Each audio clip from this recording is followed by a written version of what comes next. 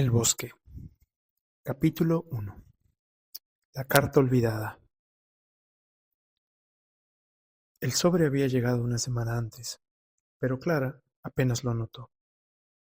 Lo había dejado junto a un montón de cuentas y publicidad en la mesita de entrada, esa que siempre prometía organizar, pero que nunca lograba mantener en orden.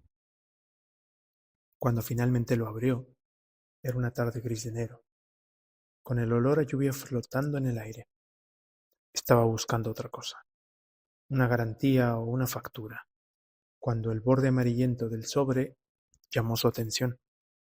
No llevaba remitente, solo su nombre escrito con una caligrafía familiar que le hizo detenerse un segundo más de lo habitual. Dentro había un papel doblado en cuatro, escrito con la misma letra firme y un poco temblorosa. Las primeras palabras eran simples. Clara, sé que no esperabas esto. Ella sonrió con ironía. Claro que no lo esperaba. Nadie espera que el pasado se meta en su buzón como si tuviera permiso para reaparecer. El mensaje era breve, pero suficiente para inquietarla. Alguien que prefería no firmar le hablaba desde el bosque donde solía jugar de niña, ese lugar que había evitado durante años por razones que ya ni recordaba con claridad. El remitente la invitaba a volver. Decía que era importante, aunque no especificaba por qué.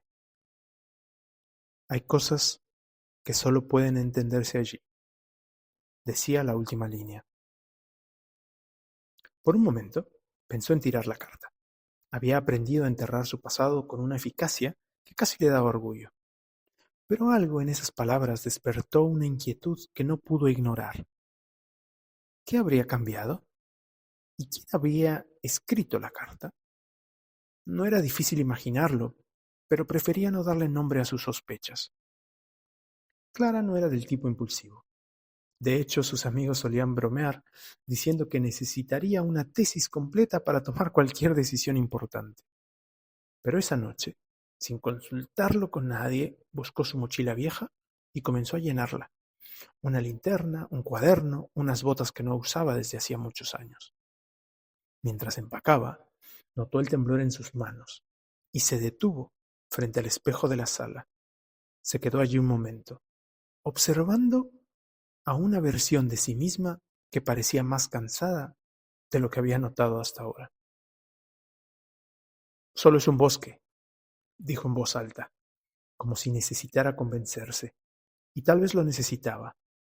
La idea de enfrentarse a algo conocido y desconocido al mismo tiempo era una combinación extraña, pero ya había tomado la decisión. A la mañana siguiente, Clara salió temprano. El aire frío de enero era un golpe contra su rostro mientras caminaba hacia la estación de autobuses. El trayecto sería corto, apenas 2 horas hasta el pueblo donde había crecido. Lo que viniera después, eso ya no dependía de ella, o al menos, eso era lo que se repetía para calmar los nudos en su estómago. Cuando el autobús finalmente se detuvo en la pequeña terminal del pueblo, el paisaje no había cambiado mucho. Las mismas calles empedradas, las fachadas de colores desgastados y un café en la esquina que parecía llevar allí toda la vida. Clara no perdió tiempo. Tomó su mochila y comenzó a caminar hacia las afueras, donde comenzaba el bosque.